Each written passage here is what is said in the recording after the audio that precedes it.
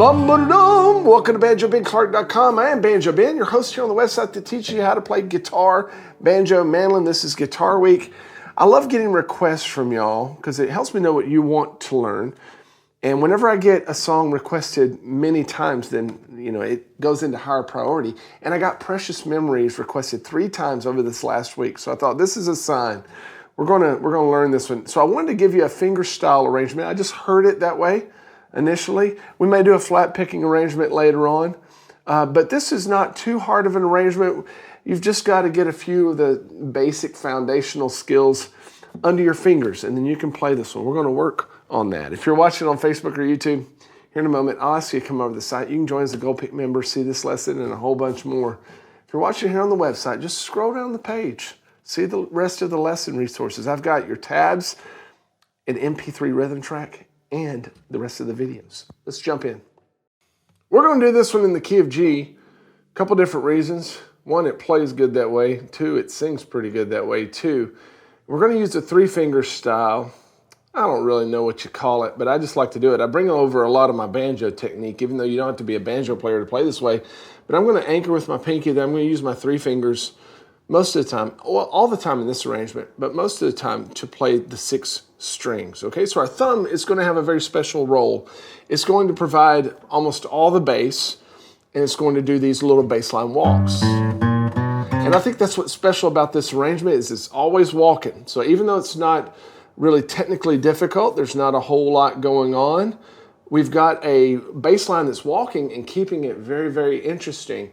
So I would encourage you, just as a beginner, especially if you've never played fingerstyle, to just work on what's being played with your thumb first and kind of get that underneath your fingers. Let's take a look at the tab. You'll see an easy way to know how to do that because under each one of the notes, I have our pick hand fingerings labeled. So you see those first 3 notes, those have a little T underneath them. That means we're going to play them with our thumb.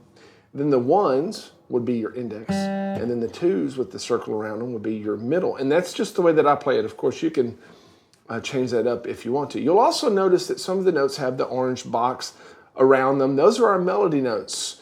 So as you learn how to play this, you might want to begin to emphasize those notes a little bit, know that they have priority, they need to be heard, and that also helps you learn or see where we're at in the arrangement. So we got all these little walks going on. And then in between that, we'll have the bass line that's alternating. So we've got a series of that happening with our thumb, also our index fingers helping it with that. And so if we walk our way through this first line, just looking at what the thumb does,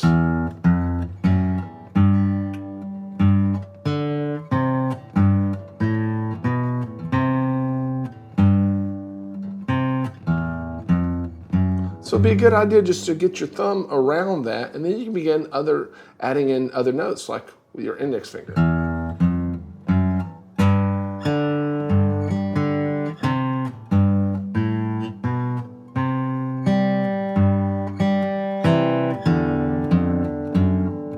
It's just one way of going about learning it that I've found is helpful, and then throwing the rest of it in.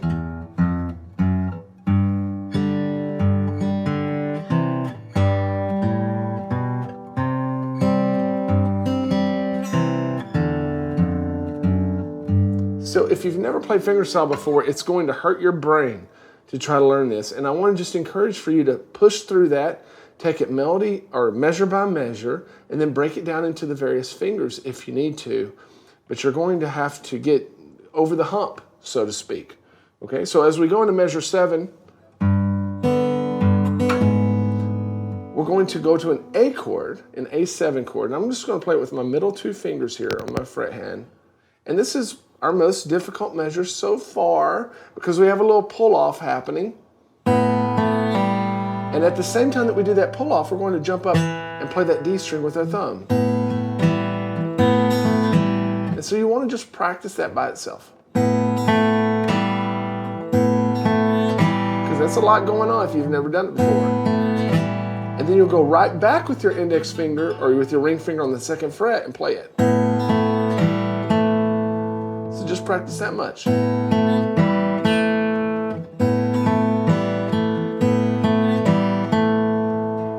The whole measure sounds like this.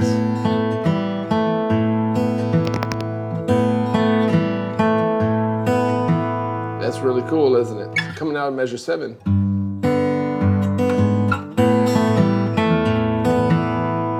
That's great. Now we're going to measure 9. We're going to go into a D chord that we'll use several times, a position that we'll use several times throughout the arrangement.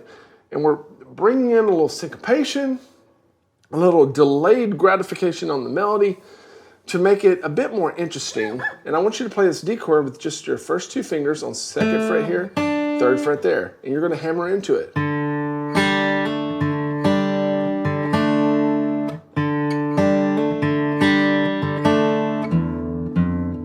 So the whole line sounds like this. Oh, sorry. No, that is right.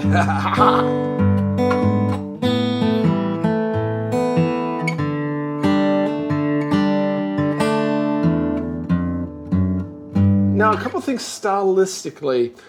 If you play all of the notes and let them ring out, it sounds great. But I think it also sounds good to introduce some space in between those notes. And the way that I do that is usually whenever I'm walking. So like at measure 10, I just let off with my fret hand in between those notes and let them separate. Instead of keeping them all together, it just adds some bounce because we are going kind of slow.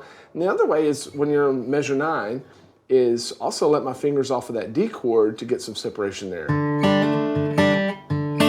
Doing that kind of thing. So that's up to you stylistically how you want to handle that. So we're back into the melody of the verse in measure 11. You've seen all this before, right? Old hat right here. Now measure 13, we have something new. Just a little square roll. Pretty fine. So that whole line sounds like this.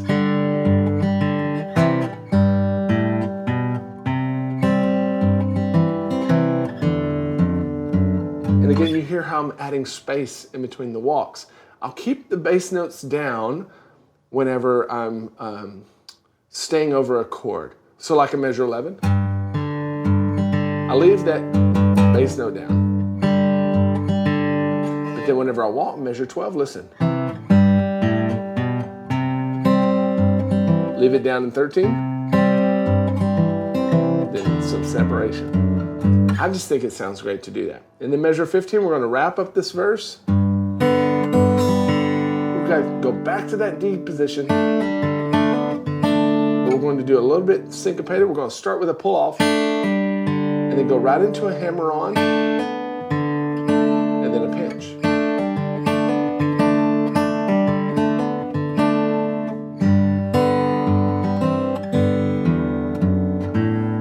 Fun stuff. I'll play that whole line.